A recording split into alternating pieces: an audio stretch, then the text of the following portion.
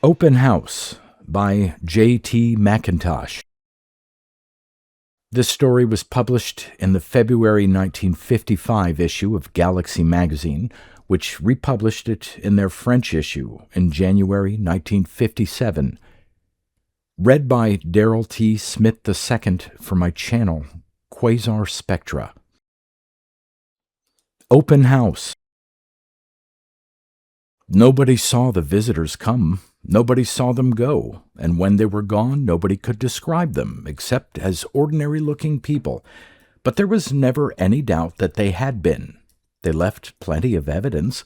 They didn't go in for high-power salesmanship while they were here. They didn't have to. All they had to do was show their various gadgets for us to want, and we wanted. Like donkeys with carrots hung in front of their noses. Uncle Egbert sniffed. We did exactly what the visitors wanted so quickly and with so little trouble that they must have thought we were dumb indeed. There was some excuse for us when you consider the gadgets.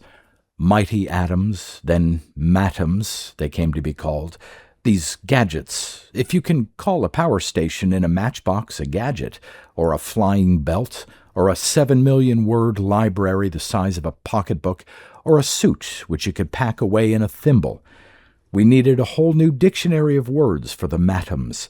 Most of them were portmanteau words. When things for which the Greeks hadn't a word come along one at a time, the people who make the languages have time to think up smart new names. But if they come out in a flood, as the matoms did, names for them have to come out in a flood too, or you'd have things without names at all, which would never do. The 7 million-word library was really a microfilm container and projector, so it was called first MCAP and then MyCap. The power station in a matchbox was supposed to be a receiver picking up solar power from an automatic master plant set up inside Mercury's orbit, so the visitors said, anyway. Uncle Egbert said, "Ha!" explosively. It was all very far-fetched, and we knew there must be a catch in it somewhere, but we called the things SOPOs. SOPO for solar power. The suits, which would go in thimbles, needed different names for each variety. Films, duples, and minpas. Minpa for multum in parvo. After the visitors had gone, nobody seemed to know much about them, even what they looked like. I had an idea they were small people, dressed in dark clothes, but Thea said they were medium-sized and only some of them wore dark clothes. Considering that the things they brought were so much more interesting than they were, it wasn't really surprising that we didn't remember much about the visitors themselves. It was irksome, though, that we didn't even have a name for them, or know whether they came from outer space or up through holes in the ground. But it seemed at first to be going a bit far to suggest, as some romancers did, that it was incredible that so little should be remembered or known of the visitors unless they had used some form of mass hypnosis on us. There was no need for such a wild explanation. The things the visitors brought had naturally claimed our full attention. If special delivery suddenly deposited Marilyn Monroe on your doorstep, you wouldn't remember much about the delivery men, would you? This sort of argument was what we called being reasonable. We remembered what had happened all right, how the visitors had shown us their whole dazzling array of matoms, how we'd tried to buy them, how we found that the idea really seemed to shock the visitors. They couldn't possibly sell us matoms, nor exchange them for anything we had, for that came to the same thing, apparently. Why not? Uncle Egbert asked some of them bluntly once.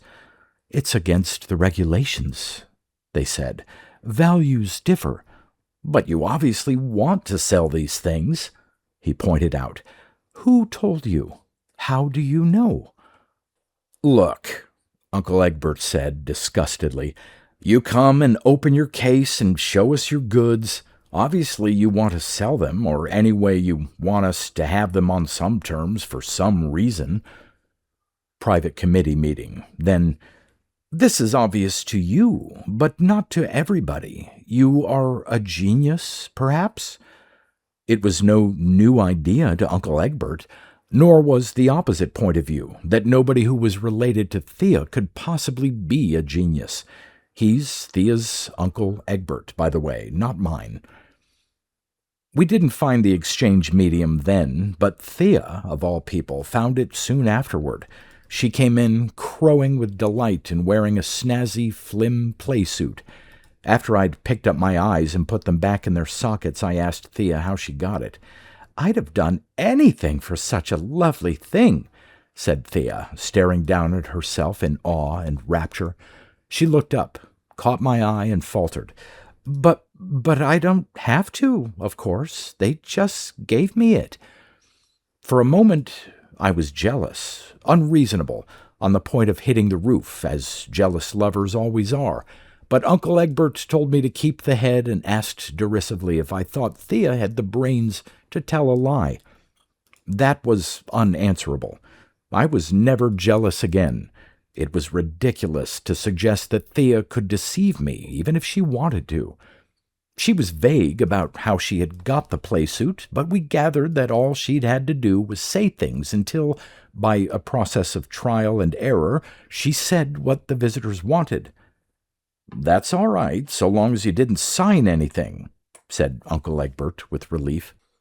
And presently we learned for ourselves how to get the matums. That was the bit when we acted like donkeys with carrots hung in front of their noses. The visitors had a sort of verbal contract they led us through, and we, with our eyes on the carrots, gabbled what was necessary without paying much attention to what we were saying. "Though when you do pay attention," Uncle Egbert observed, "it doesn't seem to make much difference. You have to say very definitely that you want the thing in question, that you won't be happy until you get it, that you don't understand how it was made, that you don't think you ever will understand, and that you only want the item to use it, not to take it apart. You don't have to promise anything or agree to anything. I don't see the point." The visitors seemed to think we'd all want sopos, but as Thea said, "Who'd go wild over sopos when we have PowerPoints where we want them anyway? But gee, those flims! I'd have given my back teeth for one outfit, if I'd had to, that is." The demand for flims, duples, and minpas took the visitors by surprise. They'd been ready with sopos, felts, flying belts, my-caps, e-motors, eternal motors that ran off solar power, and a dozen other gadgets whose purpose they had to explain. The spoo, a little thing that looked like a model of human intestines, which they explained was a spaceship propulsion unit, the IPLAR, interplanetary radio, and the borer, a drill with a completely indestructible tip the size of a suitcase. Certainly there were some takers, chiefly teenagers, but in the main hardly anyone wanted my-caps, let alone spoos, iplars, and borers. "What use is a spaceship propulsion unit without a spaceship?" Uncle Egbert asked once. "It's the only bit you can't make yourself," the visitors said. "Bit of what?" Uncle Egbert asked. "Bit of a spaceship," they told him. "But I don't want a spaceship," he replied. That took their breath away. Apparently it was utterly dumbfounding to them that Uncle Egbert didn't want a spaceship. However, when they produced their marvelous textiles, equally marvelously conceived, designed, and tailored, everyone was excited. The women over their clothes and the men over the prospect of women wearing them.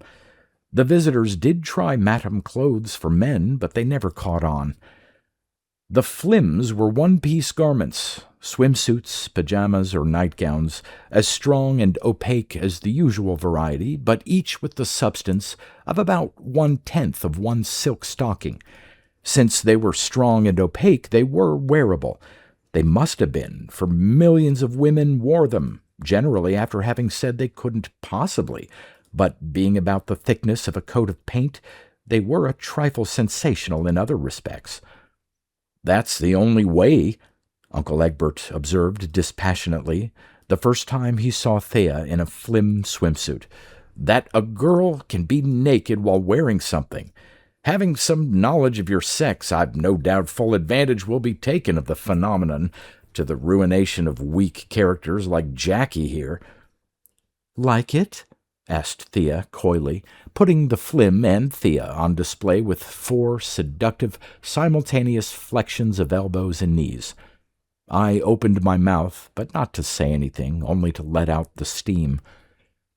The Duples and Minpas brought in another principle. Take a duple evening gown. For the first time in history, a girl could be comparatively warm on her way to a social function in December, wearing only an evening dress. For, though her outfit still had next to no substance, there were 10 insulating layers of air in it. Or in spring, or even winter, a girl could go out in a temperature of 40 or under, wearing what looked like a summer dress with little or nothing underneath it, although it was actually a complete outfit incorporating 26 layers of air. Yes, the visitors seemed puzzled when we fell on the sheer trick clothes with delight, and showed little or no interest, for the most part, in spaceship drives, interplanetary radio, and portable power stations. It wasn't entirely that we didn't believe these things were spaceship drives and so on. We could try out the Sopos and Flelts in 2 minutes and see that there was no hoax about them. The visitors must have thought we were dumb, going for the mirrors and strings of beads instead of the genuine tin alarm clocks. Yet, were we? Uncle Egbert isn't so sure. He tells the old story of the boy who, offered a shiny new penny or a dirty old nickel, would invariably take the penny. This happened time and again.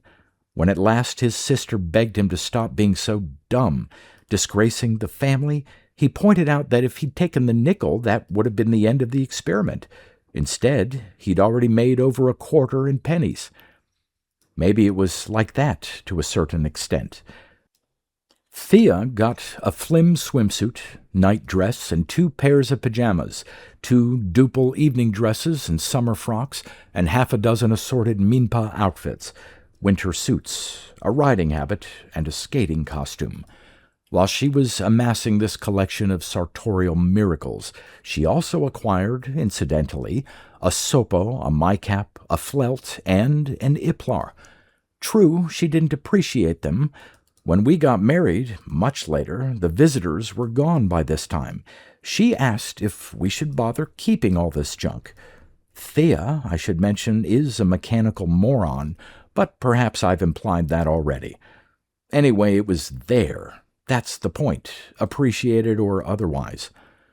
After the visitors had gone, we were left looking a little dazedly at what they'd left behind. Then we really started to use it.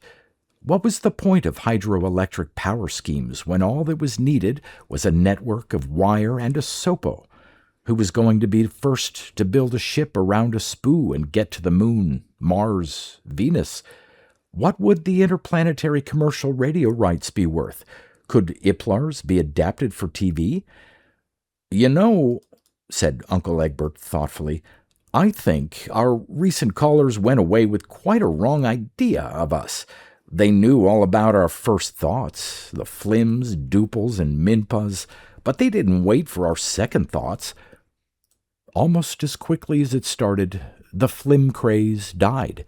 We knew how to make them now, so the novelty was gone. It was like bikinis a few years back. Having gone as far as possible in one direction, we could only turn and go the other way. Duples remained because they were practical.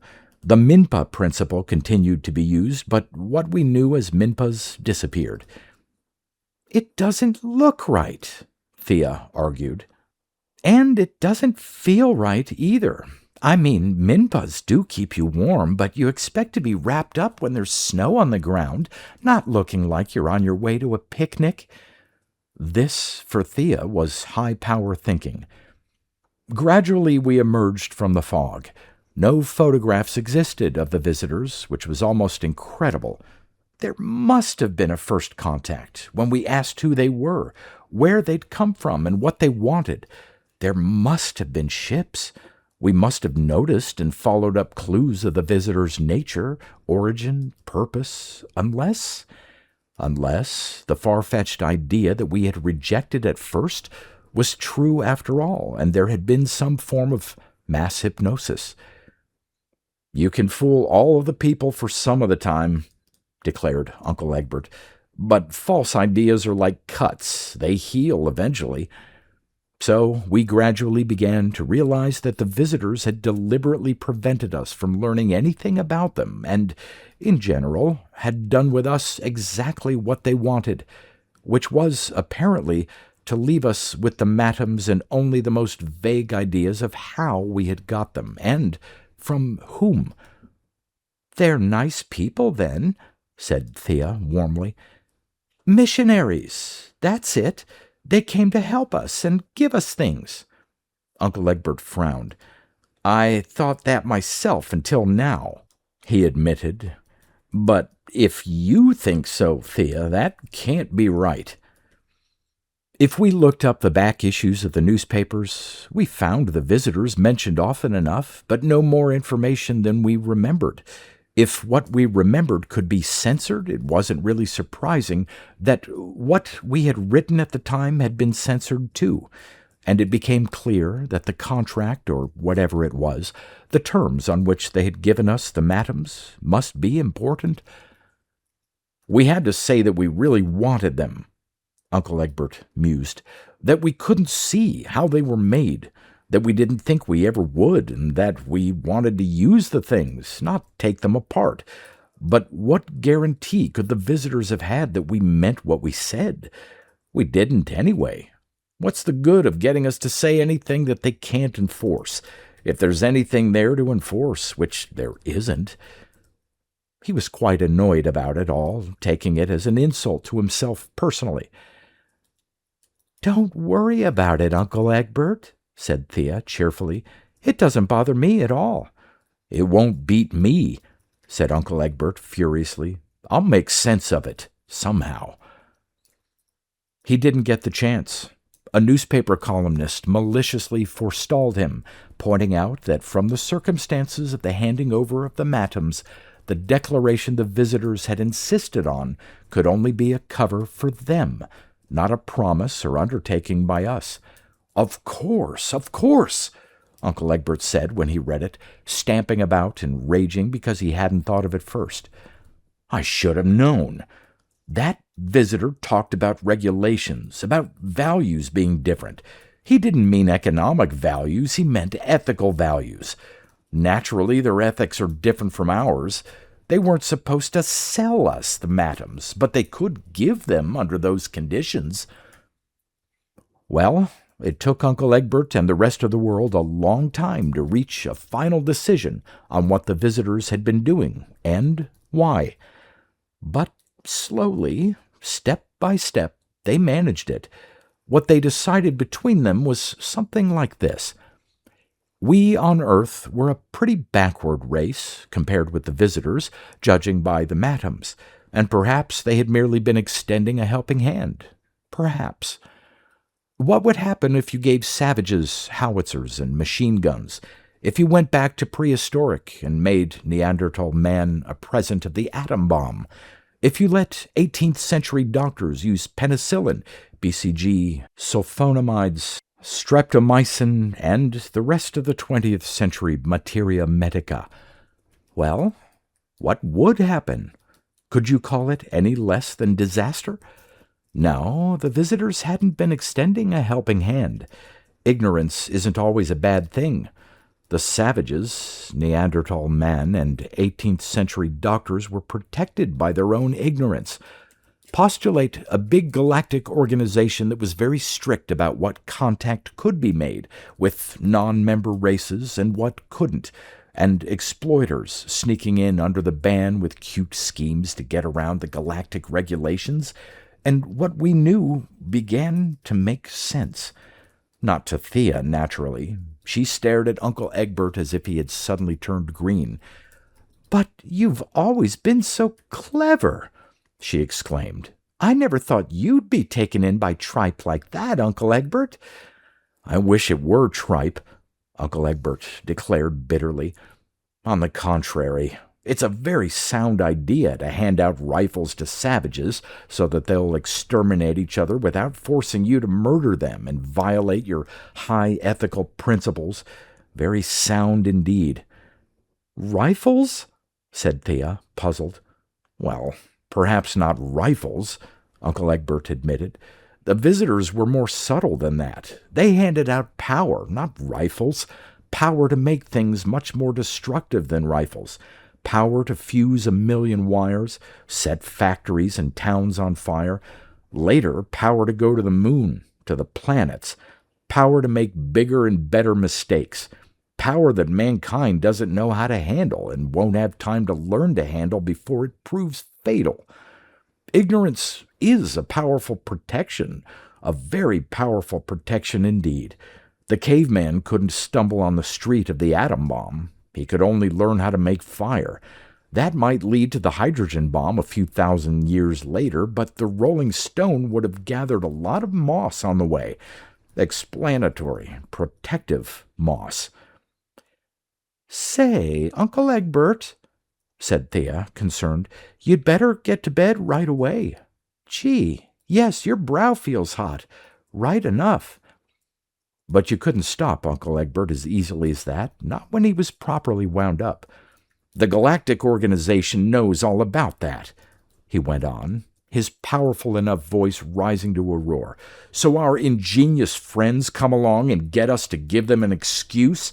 The excuse that we don't understand the matoms and never will, and want them only to use them as individual items. Certainly not to take them apart and try to find out how they work. No, not that. They'll be able to say later that we said that and they believed it. Then they hand out matoms, knowing that when they come back in a few years, the rather backward people who live on Earth will have destroyed themselves, or at least destroyed their civilization and returned to savagery. It's inevitable. It's absolutely inevitable as long as human beings are human beings. His face purple. He bawled his peroration. Then, of course, they could take what they want, enslave Earth and set the iron heel of the conqueror on it forever. Uncle Egbert, to do him justice, did say all this before it was the general established point of view on what the visitors had been, done, and intended. It took about 5 years, but in the end, everybody agreed with Uncle Egbert. He was a prophet, unsung, and without honor in his own country. We found what had kept us from seeing the visitors properly, and all the other things they hadn't wanted us to see. Something in the design of the MICAP, a sort of concentration booster, suggested the interference field that jams the perception and awareness centers and enables skillful operators to make people believe they've seen the Indian rope trick or anything else. Soon we could use it ourselves and thus could guess how the visitors must have used it. We soon managed to tape some of the power the matoms represented. Most of Chicago was blown up in one experiment and a chunk of southern Italy in another. 47 factories in North America alone were destroyed before we learned enough about solar power to be able to use it safely. I tell you, said Uncle Egbert, it's only a matter of time. There was extensive damage in Las Vegas, not caused by solar power this time, but by SPOO experiments. Why do people do these things if they're so dangerous? Thea wondered. Well, have you ever, inquired Uncle Egbert grimly, heard the story of Adam and Eve? You know, for thousands of years that story has been willfully misinterpreted. I don't think it has any sexual significance or that Eve tempted Adam matters much. No, what it really means is this. If you put down in the middle of a desert a box marked in huge letters, "Don't touch," in 5 minutes it'll be surrounded by hordes of people fighting to get close enough to touch it. That's why people do these things, though they're so dangerous. That's why the matoms are going to be the end of us. It was not to be expected that Thea could follow that. She had just become a mother, rather to her surprise. She had no illusions about her own intelligence, and she'd always had a vague idea that it took brains to deliver a child. Where she picked that one up, I couldn't say. Perhaps someone who was jealous of her looks had said it. The first man duly landed on the moon. Unfortunately, he landed much too hard and created another crater. Others followed him.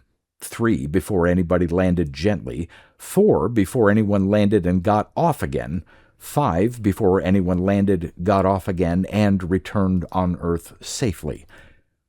By landing on Earth safely, Uncle Egbert grunted, he's accomplished only what he would have achieved if he'd never gone.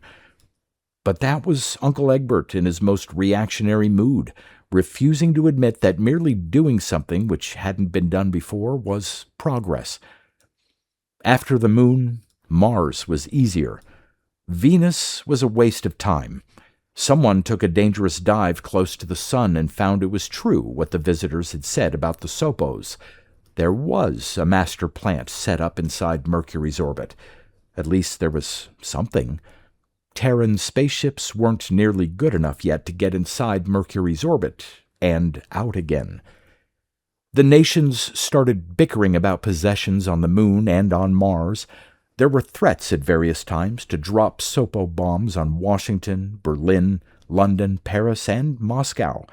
6 Cold Wars were going on at the same time, and the prospects of at least one of them breaking out into a hot war appeared excellent. "Well, I wonder when the visitors intend coming back," Uncle Egbert ruminated. "It's an interesting question. If they come too soon, they may arrive right in the middle of our Sopo war instead of after it, when we're scrabbling about in the ruins." "War? You don't think there's going to be a war, do you, Uncle Egbert?" Thea exclaimed, startled. It was apparently the first time the idea had occurred to her. She was about the only person in the world in that position. "War's the least of it," he grunted. "Look at it this way. Children are viciously destructive sometimes. Haven't you ever noticed Jackie and Meredith fighting?" Thea and I had reproduced ourselves successfully a second time, and there were rumors of a third happy event. Jackie was 4 and Meredith 2.5, and they fought like 2 5-year-olds. They had inherited beauty and health from Thea and a modicum of intelligence from me. "Well, if Jackie decides to annihilate Meredith," Uncle Egbert went on, "no real harm is done because he can't. But imagine if Jackie had a magic ring that would do anything he wanted as soon as he wanted it done. Do you think Meredith would last long?" "No," said Thea decidedly. "He wouldn't." "The Madams were magic rings," said Uncle Egbert. "And now we're making magic rings, staffs, gloves, and lamps of our own. So long as it's a long and complicated business to work enormous destruction, it may never happen. There's always time for second thoughts. But make the destruction of a city, country, or continent, or world the work of an unpremeditated instant, and it can't last much longer than little Meredith would." I was a little angry with Uncle Egbert, for Thea went silent and sad and thoughtful, most unlike Thea. He had managed to get an idea through her head, and I wished he hadn't. He was right. That was the devil of it. Know how many alarms are given, fire bells rung, police and ambulances called, trains stopped, simply because someone has a fraction of a second of panic? A switch is a handy, innocuous thing when it merely controls an electric light, but suppose it controls life and death. Suppose any private, ordinary, aberrant, not-too-bright citizen can flip a switch that controls 100,000 horsepower and 1,000,000,000 volts. "Funny how one can never quite get used to the idea," Uncle Egbert said, "that one may never finish the breath one is just starting to take." Again he reached his conclusion before anyone else, and again, though it took a year or 2 longer, intelligent, informed opinion caught up with him. We reached the Sopo station at last, examined it, and made 2 more like it. These were placed in the same orbit to triple the output. Already, we found that what we had considered infinite power was very finite indeed, and wanted more. We made an underground city on the moon, finding that Mars was going to need oxygen replenishment. If we were ever going to be comfortable there, we set up an atmosphere plant. "Just like that," Uncle Egbert murmured. "If a world hasn't enough air, make it. Isn't it simple and obvious?" However, the atmosphere plant took a lot of power, the whole output of one of the SOPO master plants. We went back and set up 2 more. The accident record didn't bear thinking of, so we didn't think of it. We split it up so that it didn't show anywhere as a matum total, so to speak. There were spaceship accidents on Mars, on the Moon, on Earth. There was SOPO damage and loss of life. There were explosions, big and little, all over the place. There were murders, too, more spectacular now that it was so easy to destroy a few square miles of territory and making a good job of the victim. There were crimes made possible by the fact that with modified borers, you could get into or out of anything, including bank vaults and prisons. As Uncle Egbert had said, there's no denying it, we're children being given dangerous, destructive, disastrous toys. Jackie and Meredith had a little sister to bully now, Dorothea, but when the 3 of them were playing, even Thea had the sense not to give them knives, pistols, rifles, and red-hot pokers. That's what the visitors had done to us. And knowing what they obviously did about us, they must have drawn conclusions about what they were doing. They miscalculated, however. They came back before we had destroyed ourselves, and after we had mastered the last secret of the matums. 3 of them dropped in on us, casually, without warning, just like the last time. It was Sunday, and our veranda was somewhat crowded, for we were all there, Uncle Egbert, Thea, Jackie, Meredith, Dorothea, and I. "Hello," said Uncle Egbert pleasantly. He could be quite pleasant when he tried. "We've been expecting you, but not so soon." I had to hand it to him. He was cool. I'd often wondered if he'd been as bold as he made out when he was really tested. Well, he was. After all, these were the people who had left us the matums. There was a period of confusion after Uncle Egbert spoke, because the visitors still thought it was like the last time. And it wasn't. Uncle Egbert and I both knew about the interference field now, and how to combat it. Thea didn't, and Jackie and Meredith knew just enough to be thoroughly puzzled and not have the faintest idea what was going on. The field has an effect not unlike hypnosis. It induces trance in which the victim is open to suggestion. He will believe that what has happened hasn't, that what hasn't happened has, and that what has happened differently. However, hypnosis afterward can't recover the truth, nor can the field, being essentially erasive, be used to recover it. Nevertheless, the interference field is effective only when it's unexpected. Knowing about it, having some experience of it, we could resist the suggestion and see things as they were, much as people can be immune to hypnosis if they're determined to resist and not cooperate. "We're just 3 ordinary-looking people," said the first visitor, and suddenly they were. His voice was flat and metallic. "With perfectly ordinary voices," he added, and abruptly his voice was perfectly ordinary. But Uncle Egbert and I refused to believe what we were told, and by a small mental effort saw the visitors as they really were. The less said about that, the better. "When we talk to you," Visitor 1 went on, "you will reject or forget anything in the conversation which seems odd or frightening or astonishing. You will not remember this, for example. You will—" He went on to give instructions which accounted very thoroughly for what had happened the last time, and what had been remembered of it, forgotten of it, rather. It was very interesting. At the end, Uncle Egbert said pleasantly, "I hope your regulations are all against killing?" "But I'm sure they are." Movement among the visitors seemed to indicate emotion. They were writhing, waving, and undulating now, though they had been motionless before. "Killing?"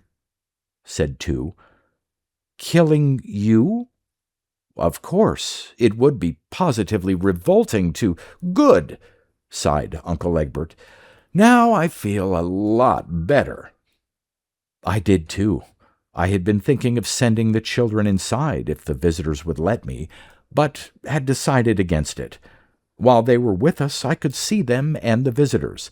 If they were out of my sight, I wouldn't be able to stop worrying about what might be happening. "I also suppose," Uncle Egbert went on, "your regulations would all be against instructing us in your technology, or leaving us instruments and machines which we could dismantle." "Indeed, yes," said two, and simultaneously, "You will forget you asked that," said one peremptorily. "Don't let's pretend any more," said Uncle Egbert blandly. More writhing, waving, and undulation. "Pretend?" asked two, and the interference field became perceptibly stronger. "That you have 2 arms and 2 legs, for example," said Uncle Egbert. "We are just 3 ordinary-looking people," 3 began. It took them some time to believe that the interference field was having absolutely no effect on Uncle Egbert. Then they believed that it had failed with him and only him, and I had to demonstrate that it had failed with me too. They didn't go any further than that, fortunately. After that, all they wanted was to go away. We didn't do anything to stop them. The next day, the papers carried stories in startling contrast to the stories they had carried the first time the visitors had been here. What had happened the first time, the complete success of their interference field tactics, our preference for the comparatively worthless things they had probably thrown in just as make-weights, the way we had allowed ourselves to be put exactly where they wanted us, must have been responsible for the enormous confidence which had led them straight to Earth without even making a cautious checkup from a distance. We had given them a shock, there was no doubt of that. This time the papers carried long, detailed reports and even photographs. The visitors didn't look so bad in photographs. Our experience had been typical. Nothing much had happened anywhere except that the visitors rapidly decided they had the wrong number. "Notice that this time," said Uncle Egbert, beaming over a newspaper and a soft-boiled egg at Thea and the children, "the visitors didn't leave the Mattoms. They took them. We handed them out very much as they did last time. And after they've examined them and worked out what to do," I said uneasily, "they'll be back." Uncle Egbert just looked at me, and I saw for myself that they wouldn't be back.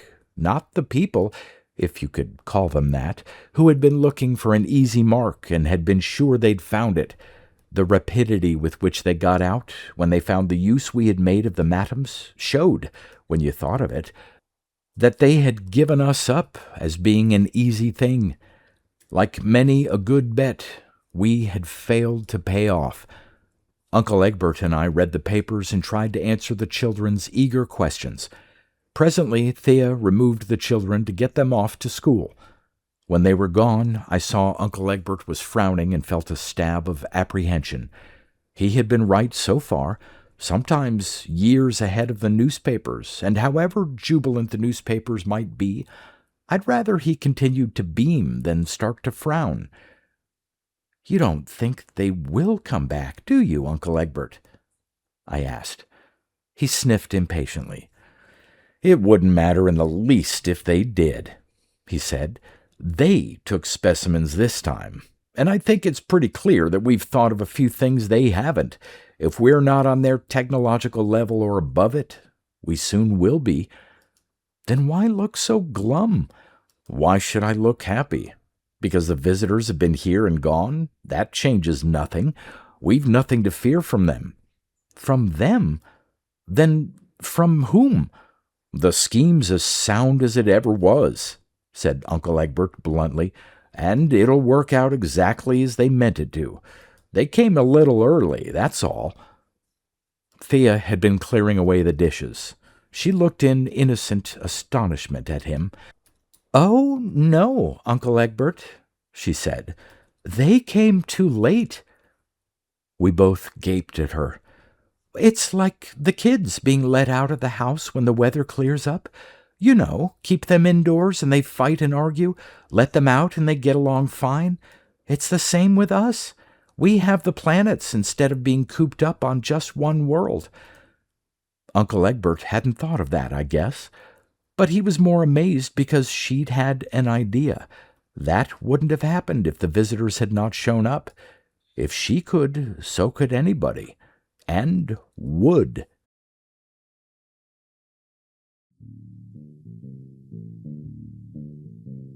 You've been listening to pre-1990s speculative fiction readings with a highlight on science fiction by Darrell T. Smith II. Please consider clicking the donation link in the description box. Thank you so much for your time and your imagination.